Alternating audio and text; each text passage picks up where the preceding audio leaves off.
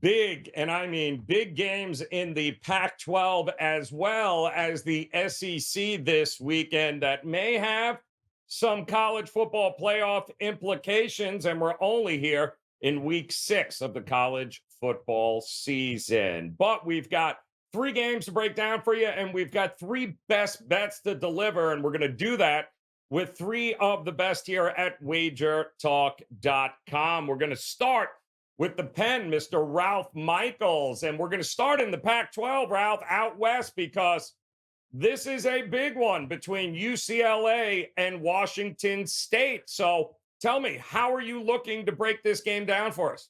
Since the Pac 12 is going away, we might as well talk about one of those games this week. And I read a funny note. Washington State's going to be motivated because they're playing a team that left the conference. Well, hell, they're going to be motivated every game this year. But with that said, I do like Washington State in this game. They're getting a field goal, 3.5 at some places. And to me, they are the far superior team. We look at UCLA, and UCLA come off that loss to Utah. You have a freshman quarterback who is struggling. 15 of 35 passing at Utah, 7 sacks. He was sacked 7 times. Now, while Washington State doesn't have that same pressure, they only have 8 sacks on the season. When you have a young quarterback with happy feet, that's a recipe for disaster. UCLA, 614 yards versus NC Central, 550 yards against San Diego State. But I thought we saw more of the real UCLA team with only 243 yards against Utah, 32 rushes, only 9 yards. Again, if you have a one-dimensional offense, that's going to cause trouble. Washington State's defense, ranked, excited. We're talking about a team that's not accustomed to winning. So I'm happy they're a dog here and not a favorite in the role. Cougars have the number 2 pass offense in the country, averaging 406 yards per game. Might that cause UCLA trouble? Well, let's see. UCLA just played San Diego State and Utah. San Diego State's pass offense, number 113. Utah's pass offense, number 122. Yes, it will cause some trouble. As I said, Washington State 4-0 for the first time since 2017. This is their highest AP ranking since 2018. And for those that haven't watched, Cameron Ward is dynamic. How about this? He is only the 5th Power 5 quarterback to start a season with at least 1,300 yards, 13 plus TD passes, and no interceptions. The other 4 guys, a pretty notable group. Some guy named Tua that used to play in Alabama, Baker Mayfield at Oklahoma, Geno Smith at West Virginia, and Kyle Lorton at Purdue are the only other 4 Power 5 quarterbacks to do this. Washington State's defense, they did give up 440 yards to Oregon State. They allowed 6.2 yards per carry. I think Oregon State's O-line and rush attack better than this UCLA's. Washington State's going to get their points. They're averaging 46 points per game. They put up 31 against Wisconsin. They put up 38 against Oregon State. When I break this game down, UCLA secondary gets thrashed. Washington, if they get to 28 points, I don't think UCLA can get anywhere near that amount. I'm going to use Washington State as an actual client release this week, and I'll be sprinkling some on the Washington State money line as well. All right, Ralph, good stuff. Thank you for that. We're going to head to the SEC here in just a second, but a quick suggestion, if you are new to Wager Talk TV and college football content is what you like and what you're looking for, nobody has more of it than we do here at Wager Talk TV. So just go ahead, hit that subscribe button, hit the like button, and of course, you will be delivered all the college football content that we have here. Knowledge is power, and we do our very best to deliver a ton of that to you as we welcome in Drew Martin to the house. And Drew, interesting game here as well, with maybe the wheels falling off for the LSU Tigers.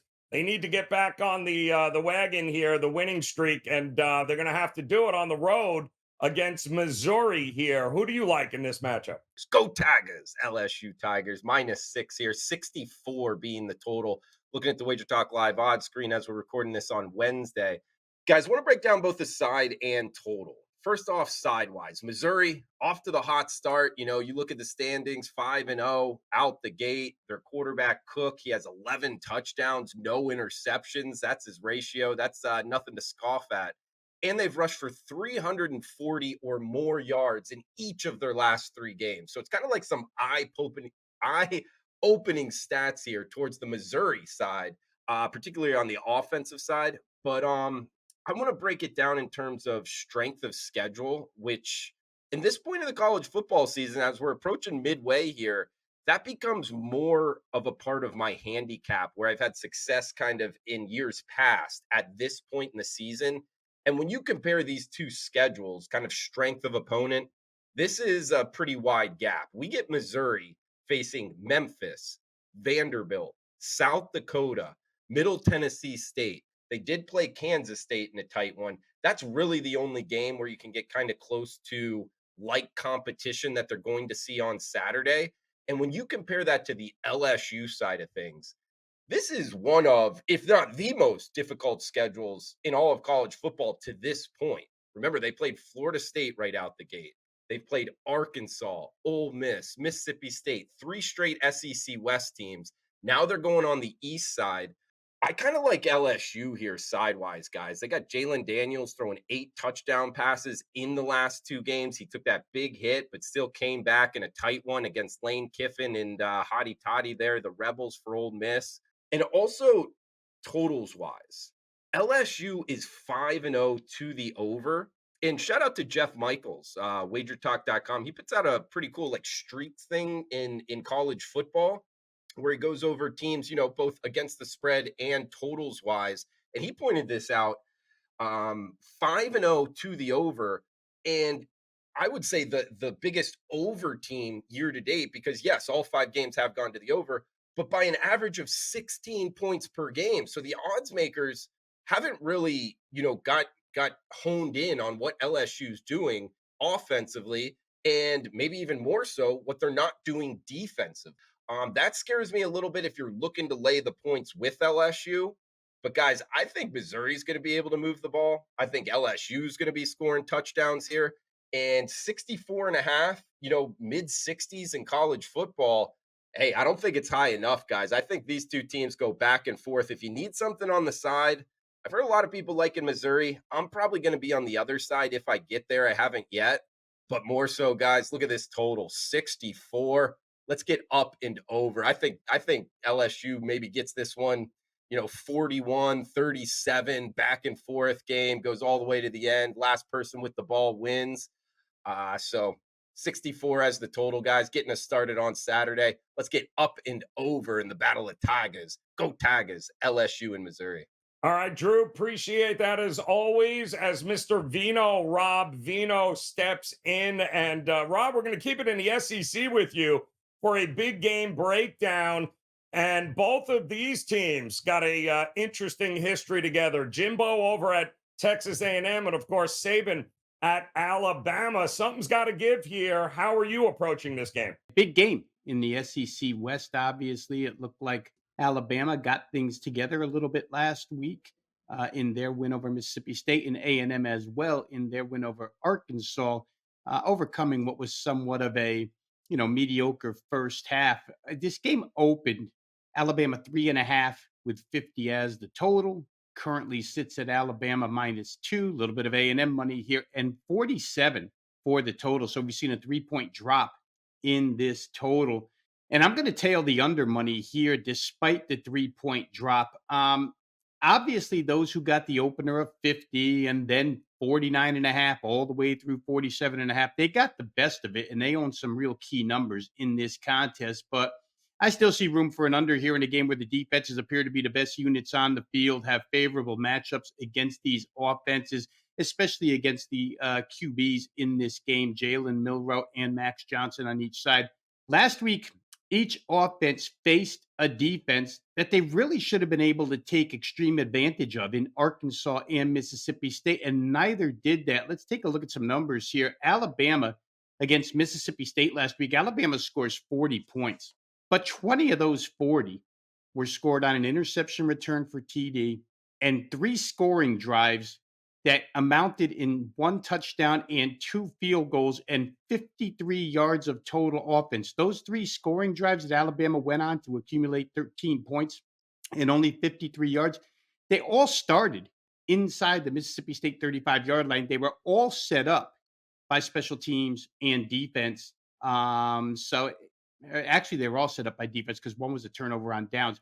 So it's hard to think that Jalen Milroe and company, I anticipated them beginning to break out starting with last week. Kind of got lucky with that total because they did do so much with good field position and defense. Jalen Milroe's always capable of breaking a long run, throwing a long TD pass. But here against this A&M defense, I'm not sure that they're going to have the type of setup that they had against Mississippi State last week. And the fact that they couldn't take advantage of Mississippi State's defense is a little bit bothersome. That same theme carries forward Texas A&M here. They played Arkansas last week, weak defensively. A&M scores 34 on the neutral site field, AT&T Stadium in Arlington. Of the 34, 14 were scored, again on a pick six and a 62-yard punt return. So only 20 points scored by Alabama's offense last week, only 20 points scored by A&M's offense last week, both against subpar defenses. The first 4 drives of the game for A&M really looked like they were going to have their own way. They scored 17 points, actually could have had 20, but they missed a 47-yard field goal. They gained 215 yards on their first 4 drives. The rest of the game amounted to 8 possessions for Texas A&M. In those 8 possessions, 4 turnovers, 2 interceptions, a fumble, and 1 turnover on downs where they got stoned at the Arkansas 1-yard line. They had 2 punts, and they missed a 41-yard field goal. They only had 179 total yards in those 8 drives. So they digressed throughout that game against Arkansas's defense. In the end, I think you have 2 offenses here that are still trying to find themselves, and they're going to go up against really aggressive and stingy defenses. You have to note that both of these teams so far defensively have 20 quarterback sacks on the season. So there's going to be pressure on both of these guys. If a running game can't be established, it could be a long day for the quarterbacks in this game. They both rank inside the top 15 in total yards per game allowed. For A&M, they're 5th in the country in yards allowed. And for Alabama, their defense ranked 14th in the nation in yards allowed. Neither offense is rolling right now. I could see this game landing in the 41 to 45 range, so I still think there's some room at 47. We'll go ahead and take this game under 47 points. Great stuff, Rob. And we've got 3 best bets coming your way. You're going to want to hear these from all 3 of these guys. But first, a quick reminder, if you have questions about any of these games that they are breaking down for you, or if you have any questions about any of the Week 6 contests, drop them in the comment section below as Ralph, Drew, and Rob will be monitoring the comment section all week long. So if you've got a question, drop it in the comment section and they will absolutely get the answers for you. As we bring it back to Mr. Ralph Michaels, the pen in the house. And Ralph, you're going to head to the Mountain West for your best bet. Tell me, what do you like here? Fresno State taking on Wyoming. Both teams surprisingly good to start this season. Fresno State has run the table a perfect 5-0. They find themselves a ranked team, and that includes wins at Purdue and at Arizona State. Yes, they're 2 weak Power 5 teams, but again, going on the road and playing a Power 5 team with the crowds they have and handling business is very impressive. Against Purdue, a 487 to 363-yard edge. They held Purdue to a season low even at this point. At Arizona, a 350 to 230-yard edge. They held Arizona State to a season low. Now, the Bulldogs are a team that has been solid for 2 years now. Last year, at the beginning of the year, they beat an FCS team. They lost 4 straight games. They were 1-4 at that point. What have they done since then? 14 straight wins over that year and a half, and the second longest streak in college football. Mickey Keene, the quarterback, 69% completions, a 14-4 ratio. He's been very solid. He's been pressured quite a bit. They have allowed 13 sacks, including 6 in the Arizona State game, and they didn't allow any to Kent State, a very weak team. So that is the biggest concern on Fresno State's side of the ball is the O-line. Can they protect? Well, Wisconsin doesn't have a great D this year. I say that because a lot of new guys, they have a lot of experience back, but those experienced guys are just playing not with the same gumption that they played last year. They're allowing foes 385 yards, and that's against a very weak schedule. Portland State, Appalachian State, and New Mexico at home. App State, not a bad team. They did play Texas. They did play Texas Tech. And actually, the Texas game was their best game defensively, where they held Texas to 200 yards below their season average. But when I look at Wyoming's rush defense of late, allowed 217 yards and 4.3 yards per carry to App State, allowed 214 yards and 7.1 yards to New Mexico. They were a very fake team relative to a 4-1 record versus their stats on the season. They've been very productive in the red zone. I don't think that continues this week. Mickey Keene, again, he's new to Fresno State. He's 5-0 as a starter here. But remember, this guy started at UCF 2 years ago. He started the last 9 games in 2021, played a bit and started at least 1 game last year at UCF before coming here. I do like Fresno State. I am very impressed with Fresno State's defense. They've come here. They've dominated Wyoming each of the last 4 times they played them, including shutting them out last time. You have a cornerback in Carlton Johnson who already has 4 interceptions. When you have a ball-hawking cornerback that can cover a best receiver man-to-man, that allows your defense to open up quite a bit. Bulldogs offense, by the way, 40 straight drives without a 3-and-out. That is one of the most impressive stats I've seen. The offense just does not get shut down. I do like Fresno State minus the points. And I know we're talking about this week, but I want you to pay attention to something for next week. Wyoming, of course, over 7,000 feet of altitude. It is the highest stadium in college football and or the NFL as far as altitude goes. If you played Wyoming on the road like Fresno is this week, and you do not have a bye the next week, going back to 2015, teams are 21.4% the next game. So going to playing Wyoming is a very physical team. Going to play them on the road and then playing again the next week has been a fade situation. So while I'm on Fresno State this week, I may be looking to fade those Bulldogs next week coming off the Wyoming altitude.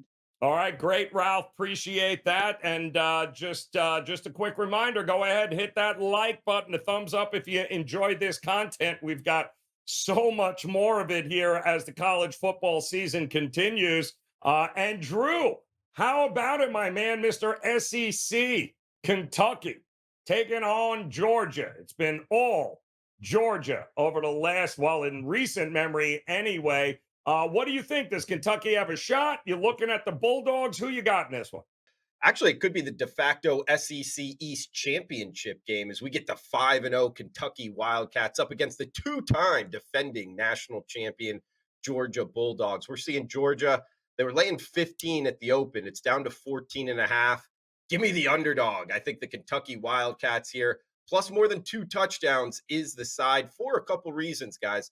Yes, Mark Stoops in Lexington. Everybody knows by now the second longest tenured head coach in the SEC. He's done great things. And with his defensive coordinator, Brad White, and himself kind of matching up here, they're getting a heck of a defense out the gate this season. In fact, they're ranking statistically in a lot of categories, defensive categories, better than the Georgia defense year to date. They're top 10 nationally in yards per rush allowed. And when you combine that with the fact that their rushing offense is number 2 in the country, They just rushed for 280 yards against what was thought to be a pretty good Florida defense. This is starting to set up, like, have the foundation for a shortened game where catching a big number, it starts to look pretty good here. They're going to be running the clock. We know that Georgia doesn't go all that fast. Yes, Brock Bowers, their tight end.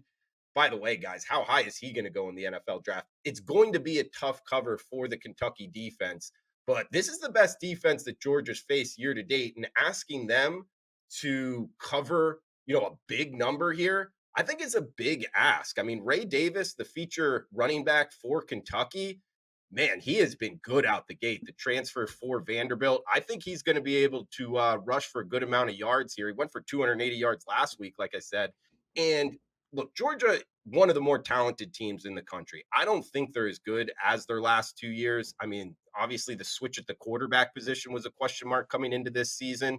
And talk about being overpriced in the betting markets, coming in as the number one team in the nation. Sure enough, guys, they've dropped each of their last 3 games against the spread being overpriced. And they've lost both of their SEC games so far this season by a combined more than 20 ATS points to the closing spread, meaning overpriced. That South Carolina game, it almost felt like, they were losing for a good portion of that. Just last week against Auburn, I feel like Auburn could have won that game. Georgia ultimately got out on top. But again, guys, it comes back to the number. It's about betting teams, but it's more about betting numbers here and getting 14 in the hook. If Kentucky can stay within 2 touchdowns, I think it could happen here Saturday night. This is a pretty good Kentucky team, and we're seeing plus 500 on the money line. Give me Kentucky plus the 14 in the hook as the best bet for the show. Sprinkle a little bit on that money line. Kentucky to shock the world, plus 500. Risk 100 to win 500 on the Wildcats. Let's go Kentucky. All right, Drew, great stuff there. And Rob Vino, the last of our best bets here. You too, interesting, Rob. We're going to go to the Big 12. We haven't talked about a game in that conference yet, but we got a big one here with Baylor. The Baylor Bears taking on the Texas Tech Red Raiders. Baylor with an unbelievable comeback against UCF last week. Can they do it again? Can they hold serve against this Texas Tech team? We're going to play this one over the total. And like the total that I just talked about with Alabama and Texas A&M, we've seen movement. This game opened with a total of 57. We're now staring at 60.5. So we've lost key numbers 58, 59. Here we go right to 61, 34-27. Common final scores 38-23, 38-24. Stuff like that is what we're looking for in this game. We're still going to bet it over because I think this one probably finds its way to the mid-60s. But one thing I can't get out of my head, and it turned into a successful bet last week with the UCF Baylor game over the total rather easily, was Texas head coach Steve Sarkisian's quote after they played Baylor 2 weeks ago when he said it was easier to score on the Baylor defense than it is our own scout team. That immediately led me to play over 56, UCF Baylor. That worked pretty easy. Like I say, 36-35 final. And we'll run it back again. In that game where Baylor played Texas, the Longhorns lit up Baylor's defense for 503 total yards, 8.5 per play, 175 on the ground, 328 through the air, 76% completions. Not only 76% completions, but look at how much they got per pass attempt. 13.1 yards every time they threw the ball, 17.3 every time they completed one. So total domination of the Baylor defense in that game. Go to last week against Central Florida, and UCF blows a huge lead in that game, but their offense still rolled 469 total yards and evenly dispersed, 235 on the ground, 234 through the air. Didn't matter what they wanted to do. They could do it against Baylor's defense. Then you want to go back and remember what happened to Baylor's defense in week 1 against another capable offense, Texas State. Texas State got them for 441 total yards when nobody expected it. G.J. Kinney's first game as head coach on the FBS level. They score 42 points in that one. They complete 73% of their passes. TJ Finley, ex-LSU quarterback, goes wild in that one, and Auburn as well. They scored 3 TDs outside the red zone. Baylor's only real defensive success this season has come against Utah at home in Waco, where Utah had their backup quarterback in his first career start, and against Long Island University, an FCS team that only threw for 40 yards against them. So, you look at these games that Baylor's played against capable offenses, and their defense has been a disaster. Tech's certainly good enough to take advantage of that. But if we look at the other side of the coin here, and that's Baylor's offense with Blake Shapen back at quarterback last week, they converted 55.6% of their third downs. They got 446 total yards of offense, 293 through the air. Big comeback, as I mentioned. One of the scores, I believe, was defensive in that game.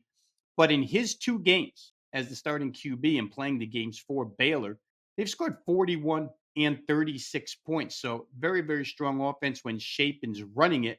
The Baylor offense, it should have success against Texas Tech's defense, which is really, when you look at their schedule again, look at strength of opponent, and especially from an offensive standpoint. And you're going to find that Texas Tech's only played 2 capable offenses this year. They played Oregon, and last week they played Houston. In those 2 games, Tech's defense was lit up for 472 and 489 in the total yardage categories, 38 and 28 points. So that's an average of 33 per game. And per play, they gave up 6.3 and 6.5 yards per play. So obviously, Texas Tech's defense not up to the challenge when they face a good offense.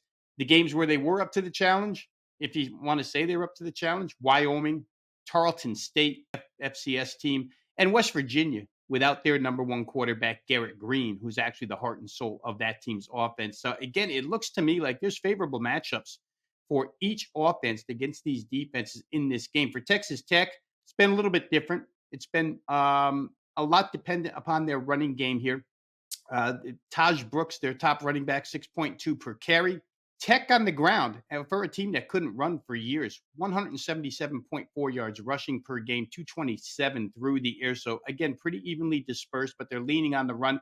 And they really leaned on it last week when they had backup quarterback Baron Morton, who is now their starter for the foreseeable future and most likely the entire season, with Tyler Shook out with the leg injury.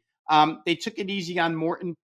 And the play calling percentages were 62% to the run, 38% to the pass. Still, they ran it well. They scored points in that game. I think in his second start, it gets even better here.